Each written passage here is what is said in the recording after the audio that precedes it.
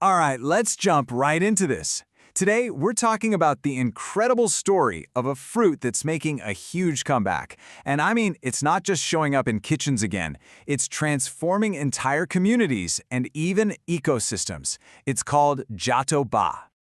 So let me just ask you this. What if the answer to some of our biggest challenges, things like nutrition and conservation, was hiding inside this tough, forgotten little shell?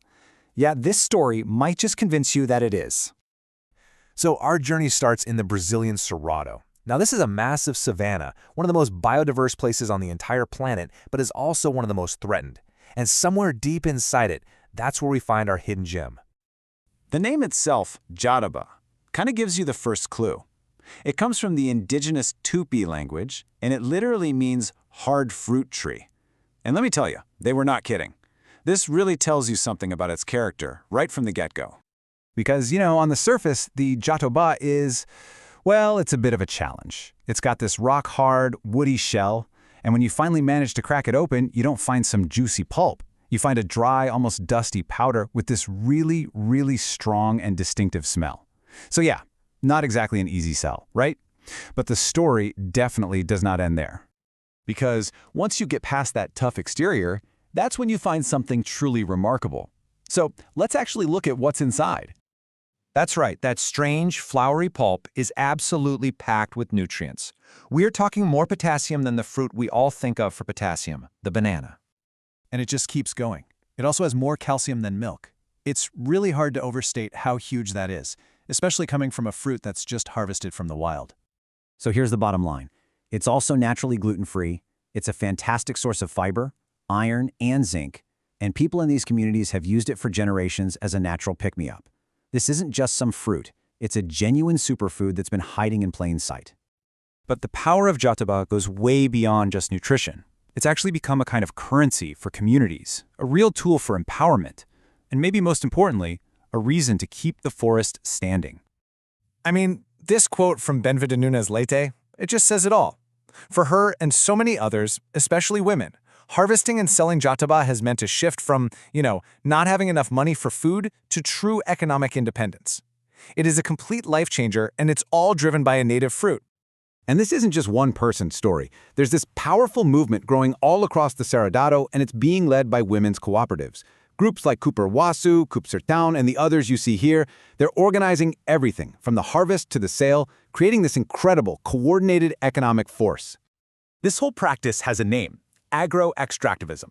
It's all about sustainably harvesting what the forest naturally provides.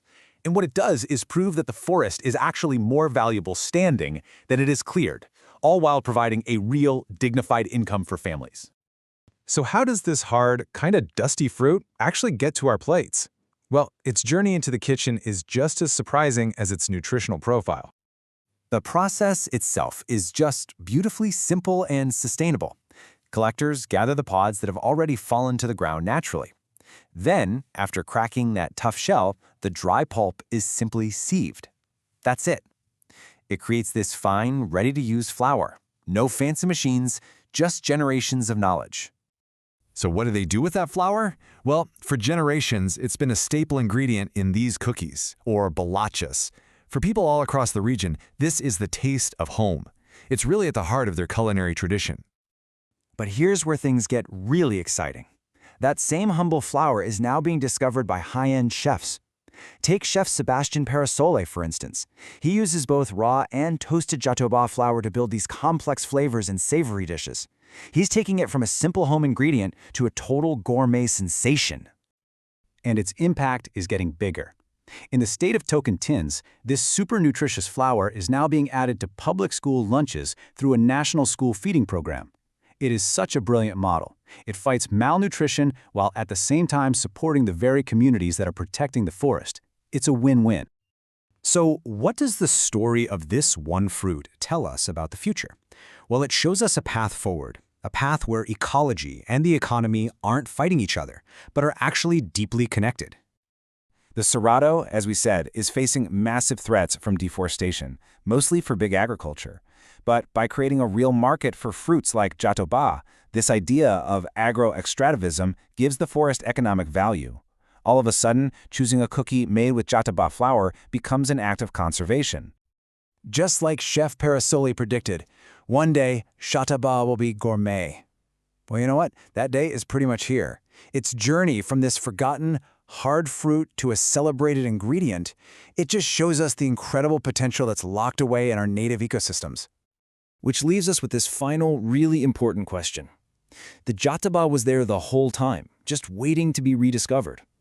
It really makes you wonder, right? What other powerful solutions for our health, for our communities, for the planet are hiding right there in front of us, just waiting for us to take a second look?